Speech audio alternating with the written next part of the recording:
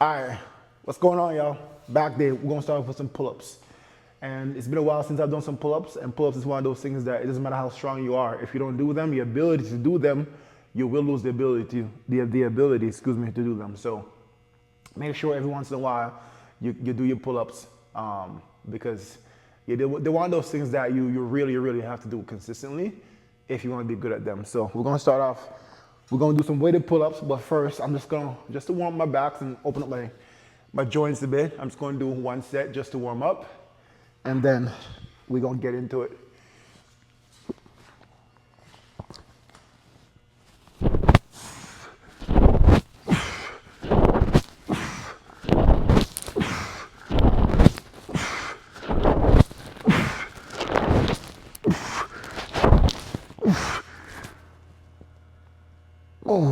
Just doing a quick little dead hang just to open up everything. My scapula is my lats.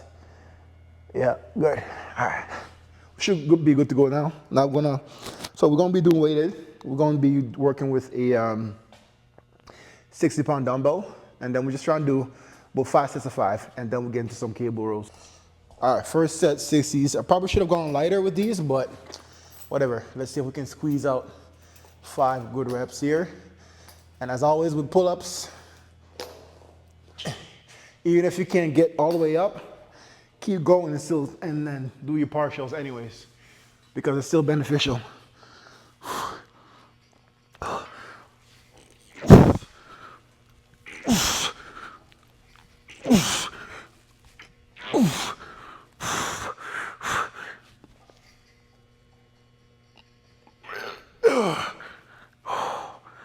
Whew.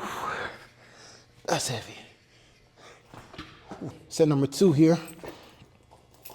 So usually my second and third set goes better because that first one, right, my body's just getting used to it. So usually it's a little bit more uncomfortable. There's a little bit more sticking. So this one should go a little bit smoother. It may not look that way, but typically as you know, you get more blood flow and things get lubricated, it should go smoother.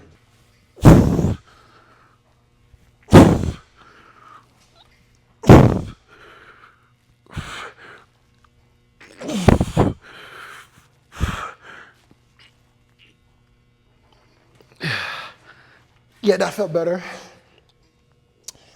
So my third set, so this one should still go smooth, and then my fourth set is typically when I start to slow down a little bit. So this one should still feel pretty good, hopefully anyways.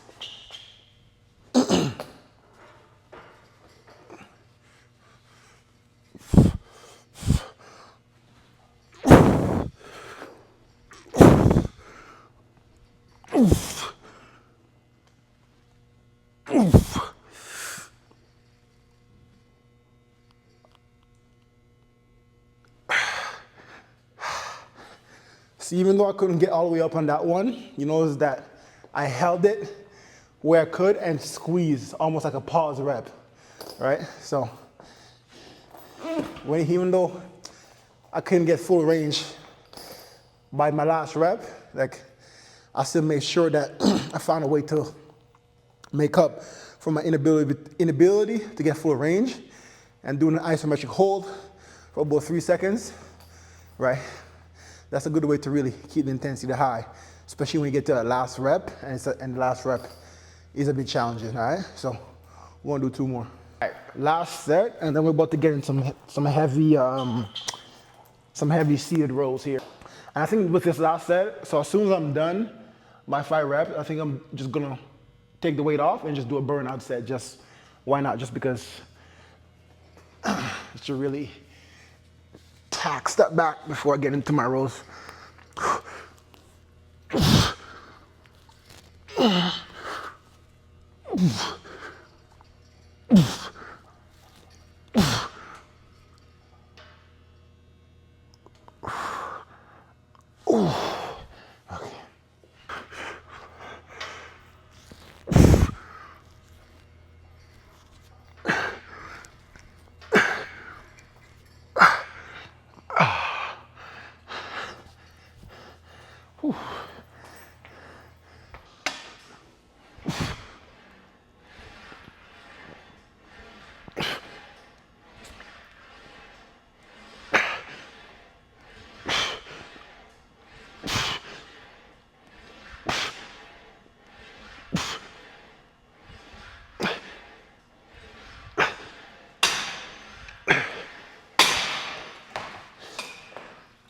Okay, good.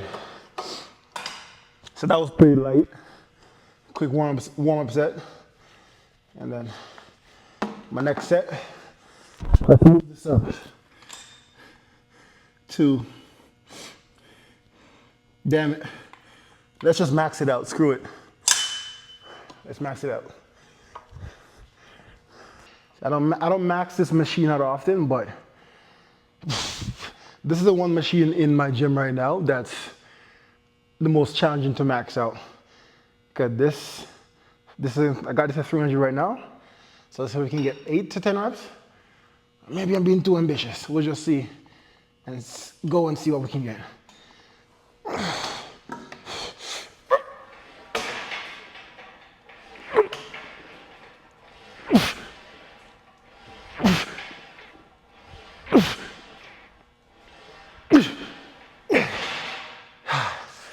Whew. Holy crap. That was heavier than I thought. I think that was 7.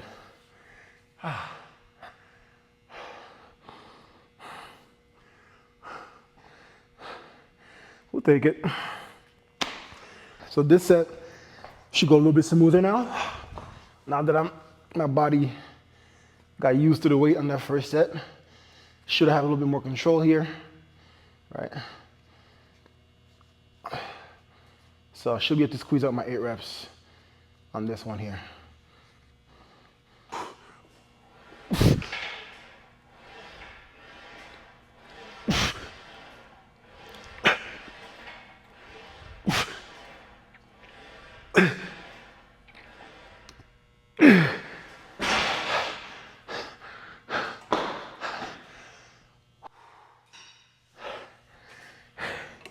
That was still tough as hell. Holy.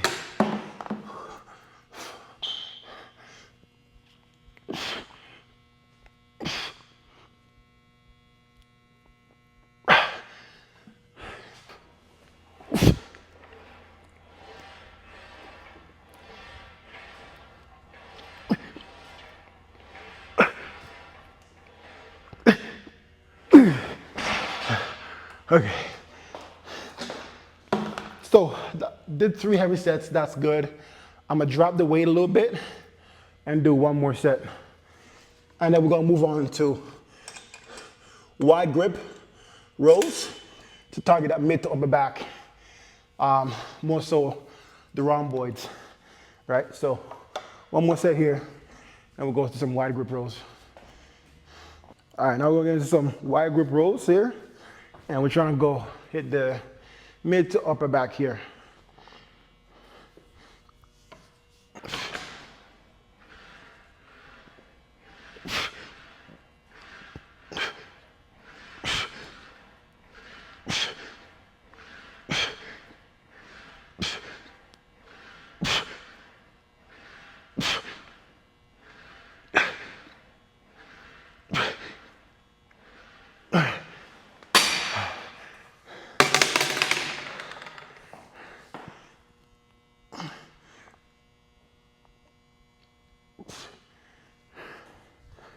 Yeah, I really like this wide grip row variation here.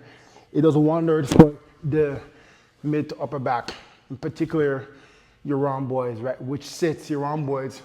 It's a ball, I can't reach right there, but it's a ball-like muscle that you see that bulge up when I roll back. That sits right on top of your scapula. That's your rhomboid is in that origin, that area right there. You guys will see when I do these rows.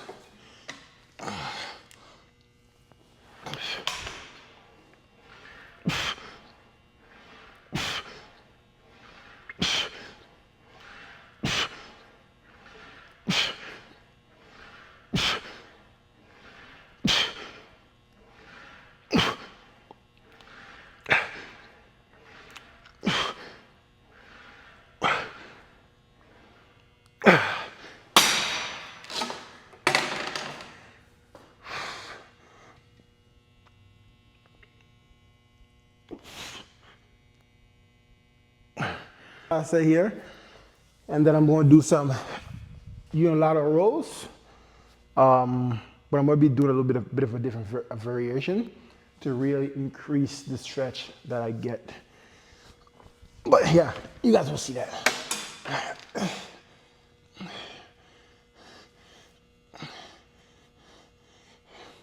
So, oh, another quick thing, right? So when you're doing these wide grip rows, so, you know, typically, I mean, you should know this, when you do your bench press, right?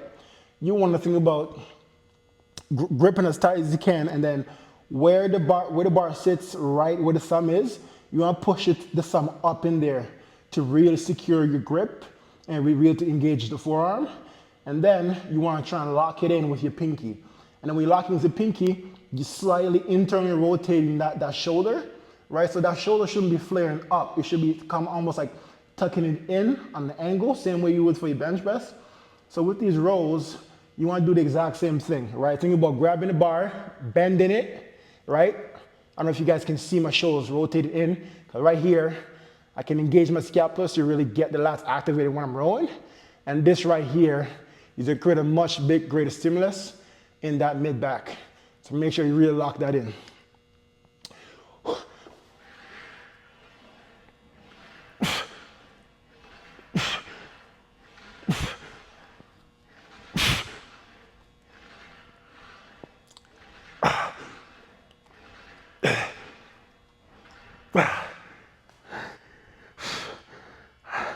I want to do a couple more.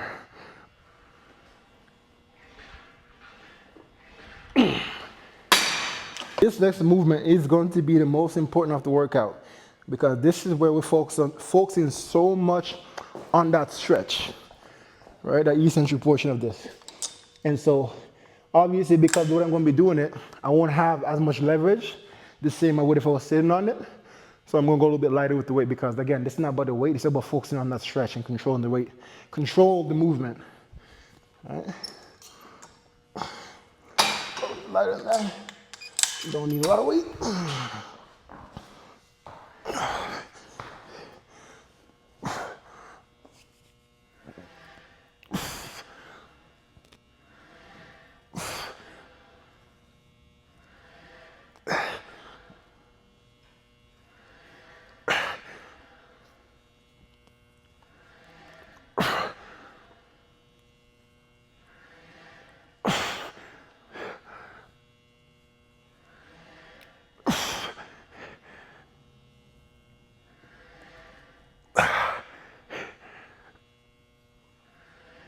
Oh, woo.